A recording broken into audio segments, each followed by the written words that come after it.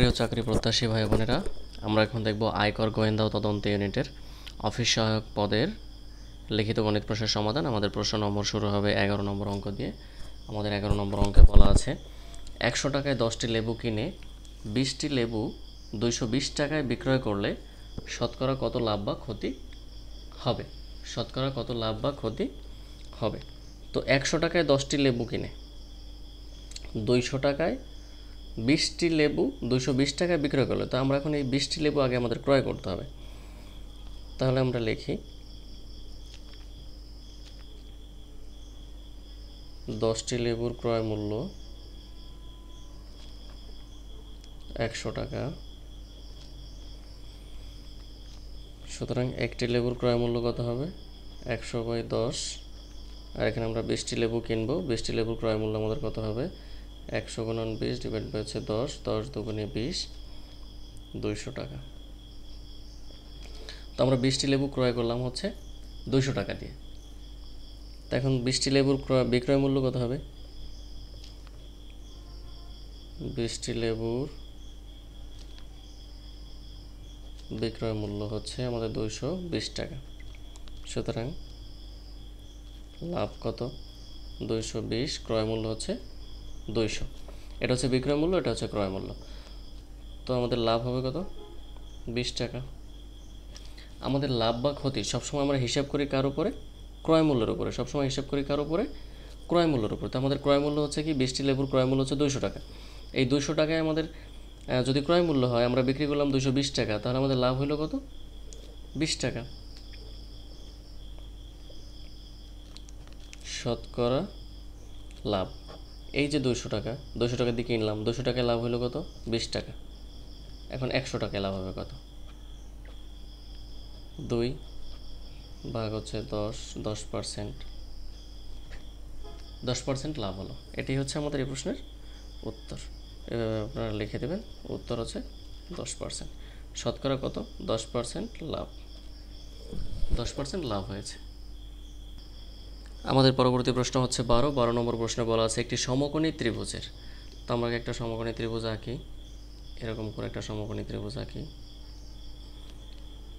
যে ত্রিভুজের একটি কোণ সমকোণ বা 90 ডিগ্রি তাকে সমকোণী ত্রিভুজ বলে।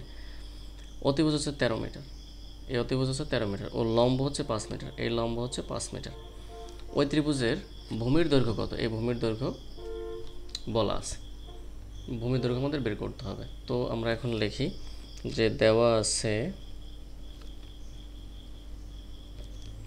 অতিভুজ সমান হচ্ছে 13 মিটার, লম্ব দেওয়া আছে 5 মিটার। সুতরাং পিথাগোরাসের সূত্র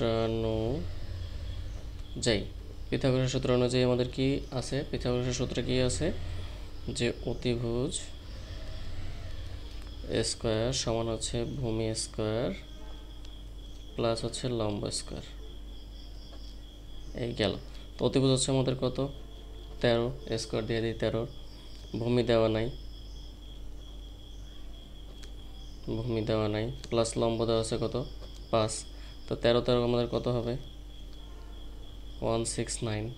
13 মানে হচ্ছে আমাদের 169 সমান হচ্ছে ভূমি স্কয়ার প্লাস 5 5 হচ্ছে 25, বা আমাদের 169, এই 25কে পাশে নিয়ে আসি, আমাদের হচ্ছে ভূমি স্কয়ার। তো আমরা এখন ভূমিটাকে পাশে রাখি, রুট ওভার করবো, 144 হবে। 169 থেকে 25 বাদ দিলে 144 থাকবে। সুতরাং আমরা লিখতে পারি ভূমি হচ্ছে 12 মিটার। আপনারা প্রশ্নটা একটু খেয়াল করুন। প্রশ্নে লেখা আছে কত সেন্টিমিটার। তো আমরা জানি 1 মিটার সমান হচ্ছে 100 সেন্টিমিটার। সুতরাং আমরা এখানে লিখতে পারি ভূমি 12 × 100 সেন্টিমিটার, বা হচ্ছে 1200 সেন্টিমিটার। 1200 সেন্টিমিটার। এটি হচ্ছে আমাদের এই প্রশ্নের উত্তর। আমাদের পরবর্তী 13 নম্বর প্রশ্ন। 13 নম্বর প্রশ্নে বলা আছে উৎপাদকে বিশ্লেষণ করুন। উৎপাদকে বিশ্লেষণ করুন। এটা দেওয়া আছে 4x² মাইনাস 13x মাইনাস হচ্ছে 12। তো উৎপাদক করার সময় আমরা একটা বিষয় খেয়াল রাখবো যে এ পাশে যে আমাদের এক্স ওয়াই জেড যাই থাকুক এটা সহগ কত আছে 4, এই 4-এর সাথে এই 12 হচ্ছে গুণ করতে হয়, মানে সহগের সাথে এটা গুণ করতে হয়। তাহলে 12 গুণন হচ্ছে 4, তাহলে কত হবে 4 বরং 48। এই 48কে এখন আমরা হচ্ছে ভাগ করব। 2 দ্বারা ভাগ করলে হয় 24, 2 দ্বারা ভাগ করলে হয় 12, 2 দ্বারা ভাগ করলে হয় 6, 2 দ্বারা ভাগ করলে হয় 3। এখন এই 2 2 2 2 3 এই সংখ্যাগুলোকে আমরা এমনভাবে যোগ অথবা বিয়োগ করব যাতে আমরা -13 হয়, যাতে আমাদের -13 হয়। তো আমরা গুণ করি 2 দুগুণে 4, 4 দুগুণে 8, 8 দুগুণে 16। এই একটা 16 পাইলাম, আর একটা যদি আমাদের 3 হয় তাহলে আমরা 16 থেকে 3 গেলে থাকে আমাদের 13। এভাবে আমরা করতে পারি। তাহলে হচ্ছে 4x² মাইনাস হচ্ছে 16x প্লাস হচ্ছে 3x মাইনাস হচ্ছে 12। তাহলে আমরা 4x কমন নেই, থাকবে আমাদের x মাইনাস হচ্ছে 4 প্লাস 3 কমন নিলে থাকবে আমাদের x মাইনাস 4। তাহলে এখানে আছে আমাদের x মাইনাস 4 আর এখানে আছে 4x প্লাস 3। এটাই হচ্ছে আমাদের এই প্রশ্নের উত্তর। বন্ধুরা আমাদের পরবর্তী প্রশ্ন হচ্ছে 14। তোমাদের 14 নম্বর প্রশ্নে বলা আছে 27 ডিভাইডেড বাই হচ্ছে 3 ইন্টু হচ্ছে 2 সমান হচ্ছে কত। তো এক্ষেত্রে আপনারা জানেন যে সরল অঙ্ক করার সময় আমরা একটা রুলস ফলো করি, সেটা হচ্ছে BODMAS, বদমাস। এভাবে আপনারা মনে রাখতে পারেন। এভাবে আপনারা মনে রাখলে বিতে হচ্ছে প্রথমে হচ্ছে ব্র্যাকেট, ওতে হচ্ছে অফ, ব্র্যাকেট অফ, ডিতে হচ্ছে ডিভিশন, মাল্টিপ্লিকেশান,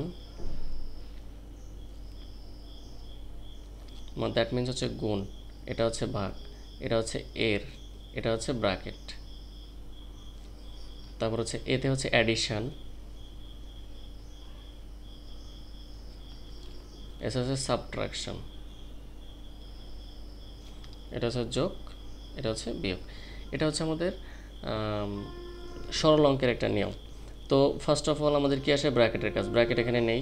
তারপর হচ্ছে এর কাজ, এরও এখানে নেই। তারপর হচ্ছে ডিভিশন, ডিভিশন মানে ভাগ, ভাগের কাজ আছে। তা 27কে 3 দ্বারা ভাগ করলে হয় 9, থাকলো আমাদের গুণন 2। এখন এই যে 2 ডিভিশনের পরে কার কাজ, গুণনের কাজ, 9 দুগুণে 18। এটি হচ্ছে আমাদের এই প্রশ্নের উত্তর। আমাদের পরবর্তী প্রশ্ন হচ্ছে 15 নম্বর প্রশ্ন বলা আছে আয়তক্ষেত্রের পরিসীমার সূত্র কি। আয়তক্ষেত্রটা আমরা আগে একটু আঁকি। এটা হচ্ছে আয়তক্ষেত্র। আপনার আয়তক্ষেত্রের সংজ্ঞাটা কি, যে চতুর্ভুজের বিপরীত বাহু দুটি সমান এবং সমান্তরাল তাকে আয়তক্ষেত্র বলে। তো এর পরিসীমার সূত্র হচ্ছে কি 2 ইন্টু দৈর্ঘ্য যোগ প্রস্থ, 2 ইন্টু দৈর্ঘ্য যোগ প্রস্থ।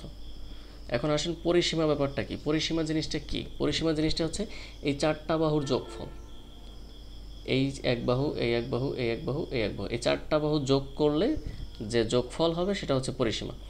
তো আমরা সূত্রের সাহায্যে লিখলে এটা কি লিখতে পারি, এখানে কি এটা একটা দৈর্ঘ্য, এটা একটা দৈর্ঘ্য, তার মানে দৈর্ঘ্য কয়টা 2টা, প্রস্থ কয়টা 2টা, এই 2 দ্বারা প্রস্থ গুণ করেন, প্রস্থ 2টা। তাহলে সূত্রটা দ্বারা হচ্ছে 2 ইন্টু দৈর্ঘ্য যোগ প্রস্থ। ধন্যবাদ বন্ধুরা। আমাদের ম্যাথের সলিউশনগুলি আপনাদের ভালো লাগলে অবশ্যই আমাদের চ্যানেলটিকে সাবস্ক্রাইব করবেন এবং আমাদের সঙ্গেই থাকবেন, এবং নতুন নতুন বিভিন্ন চাকরির পরীক্ষার ম্যাথের সমাধান পেতে আমাদের পেজটিকে ফলো দিয়ে রাখবেন, সাবস্ক্রাইব করবেন। ধন্যবাদ।